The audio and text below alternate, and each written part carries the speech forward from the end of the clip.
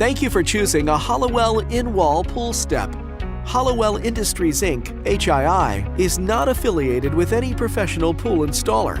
Therefore, H.I.I. can assume no responsibility for errors in installation by either the homeowner or by said professional installers. If you have the in-wall pool step installed by others, please supervise the installation process to be sure they comply with the steps we've shown. This installation video is designed to supplement H.I.I.'s pool assembly and installation instructions for your style of pool. This video does not replace the written instructions. Be sure to read all instructions carefully prior to installation. Check to see if building permits or utility clearances are required, and obey all codes for fencing and electrical safety. Refer to your pool assembly and installation instructions. Tools and materials. In addition to the tools and materials required in the pool assembly and installation instructions for your pool, you will need the following items: a 2-foot carpenter's level, a 1/4 20 by 1 number slotted or Phillips head screwdriver, sharp utility knife, a flat end shovel to help with a more precise excavation, a round shovel, measuring tape. A transit or builder's level is recommended to help with leveling the in-wall pool step. 8 4-inch by 8-inch by 16-inch solid concrete cap blocks. 5 60-pound bags of quick-set concrete for step trench. Important: the step is installed in place of one bottom rail top rail section for most pools. Some round pools with extra long bottom rails will require the use of 2 short bottom rails and 2 short top rails to make up the distance. Refer to Figure 4A as illustrated in your written instructions for an example. The step is intended to be used in-ground or with a deck. The step must have a deck support around it to prevent any misuse entering or exiting the pool. Follow the directions in your pool's assembly guide until you have completed the section on laying out the bottom rail framework. See Figure 1 in the in-wall pool step instructions. At this point, you will need to decide where you want to locate the pool step. Remember, the step can only be located at the radius ends of an oval. See Figure 2 in your in-wall pool step instructions.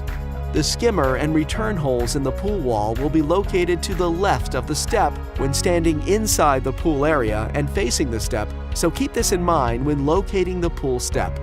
Once the step location has been decided, remove 1 bottom rail and 2 bottom connectors from the area you will be placing the step, and remove 1 bottom rail and 2 bottom connectors from the area. See Figure 3 in your in-wall pool step instructions. Locate the PVC support pipes to temporarily support the steps while positioning cap blocks. The diagram shows cap blocks numbered 1 through 8 and dimensions for the support pipe locations when centered on the cap blocks numbered 5 through 8. Locate the area where the blocks 1 through 4 will be placed. The cap blocks are required and must be used to prevent the support post and the support brace from sinking into the ground. Warranty will be voided if not used. Refer to Figure A in your in-wall pool step instructions for help marking out an area for the step trench. Mark a 3-inch trench in the front of the step and a 3-inch trench in the back of the step for a final trench size of 6 inches by 48.5 inches by 12 inches trench for the bottom of the step to rest in. Now you may remove the step for excavation of the trench and blocks 1 through 4. Make sure all the blocks are level to the surrounding area. Once the trench is excavated, you will be able to place the step in its location. With help, position the step assembly in place and insert the bottom rails onto the bottom rail locators on each side of the step. Now locate the position of blocks 5 through 8. Scribe the blocks. Excavate blocks 5 and 6 first. Make sure all blocks are level with surrounding area. Next, determine the length of the PVC pipes for each block. Cut the size and insert pipe into the hole of the step. Repeat steps for all pipes and cap blocks.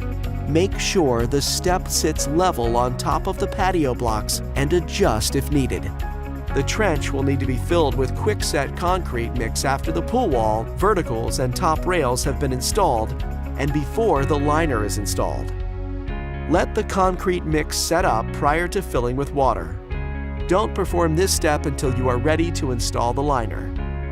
Refer to your instruction guide as to when to install the mix. Be sure to measure the diameter of your bottom frame once the step is in place to make sure the diameter is correct for your pool size. No cutting of top rails or bottom rails is needed. On a 18-foot oval, the step can only be positioned on either side of the direct center of the oval radius ends. Refer to Figure 4B on page 2 for step placement and short bottom rail placement. If your pool came with 2 short bottom rails, the short bottom rails are placed on the bottom rail locators and bottom connectors closest to the step as shown. There will also be 2 shorter top rails that will be used where the shorter bottom rails are located. If your pool step doesn't have the bottom rail locators already assembled, attach the left and right bottom rail locators to the bottom of the step as shown in your in-wall pool step instructions.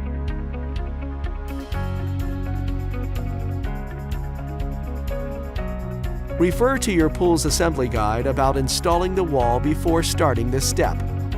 Start the pool wall on the right side of the step assembly by uncoiling the pool wall about 6 to 10 feet and insert bottom edge into groove in the bottom rail track. Slide the end of the wall joint towards the step until the holes in the wall joint line up with the holes in the step vertical. Be sure the top edge of the wall slides under the vertical end cap before fastening wall to vertical. See Figure 5. Insert 1/4 to 20 by 1/2 inch long panhead screws with a screw head to the inside of the pool wall and a 1/4 20 lock nut on the inside of the vertical. Loosely attach all the screws and nuts first, then tighten them securely. Recheck the tightness of the screws and nuts at least twice to ensure a proper seat. File off any sharp burrs on the screw heads, then place the protective wall strip over the screws and the edge of the pool wall and secure with duct tape. Be careful and do not get any tape over the gasket sealing area. Finish installing the wall around the perimeter of the pool until you reach the other side of the step and repeat the steps above to attach wall to step vertical. Refer to your pool's assembly guide for directions installing the wall to help ensure the wall is installed correctly.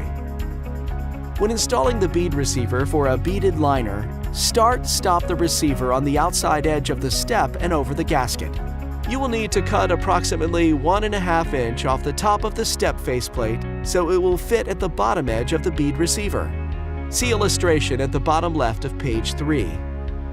Now is the time to fill the trench with quick-set concrete mix. Fill the trench with the mixture from the inside and outside of the step and let it cure before installing the liner. If the mixture does not completely fill the trench, fill the remaining area with dirt and pack down firmly so it is level with the surrounding area. You will need to place a piece of pre-formed cove or build a dirt earth cove at the base of the pool step approximately 4 inches high. Return to your pool's assembly guide to install verticals, top rails, and other hardware in Pool Cove. Before you install the liner, you will need to remove the faceplate strips from the step. Make sure the gasket remains attached to the step. When installing the bead receiver for a beaded liner, stop the receiver on the outside edge of the step and over the gasket. You will need to cut off a portion from the top of the step faceplate so it will fit at the bottom edge of the bead receiver. Install the liner per the instructions included with the liner or your pool's assembly guide. If you are installing a beaded liner, you will need to start the liner on each side of the step approximately 6 feet, then continue around the pool installing the liner into the bead receiver. Before installing an oval liner, make sure the liner is aligned correctly with the pool layout. Water method option for setting pool liner. When you start filling the pool with water, you will need to pay close attention to the liner at the step area for any wrinkles and adjust them as needed immediately. You will not be able to do this once the water level reaches a certain depth because there will be too much weight on the liner to press out any wrinkles. When the water depth is approximately 10 inches for 52-inch tall pools or 12 inches for 54-inch tall pools and the liner is against the pool wall at the bottom, you will fasten the bottom faceplate strip to the pool step first using the supplied screws. Sandbag option for setting pool liner. Refer to instruction guide. Another method that can be used to install the step faceplate strips before filling with water is to use two 50-pound sandbags to weigh down the liner. Place the sandbags below the step as shown in Alternative Sandbag Method in the instructions to stretch the liner and pull the liner down. Make sure the sandbags are positioned correctly so they will stretch the liner similar to filling with water. Once the liner is stretched, follow the directions in the instructions to attach the step faceplate strips. Remember to only use a handheld screwdriver so you will not over-tighten screws. Do not use a cordless drill to attach the faceplate screws.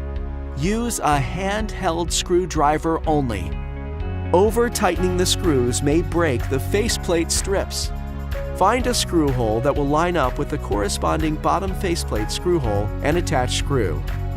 Follow the holes in the faceplate to attach the remaining screws to the bottom faceplate. Very important note: do not allow the liner to wrinkle behind the faceplate. This can cause a leak to occur. Finish installing the remaining left and right faceplate strips.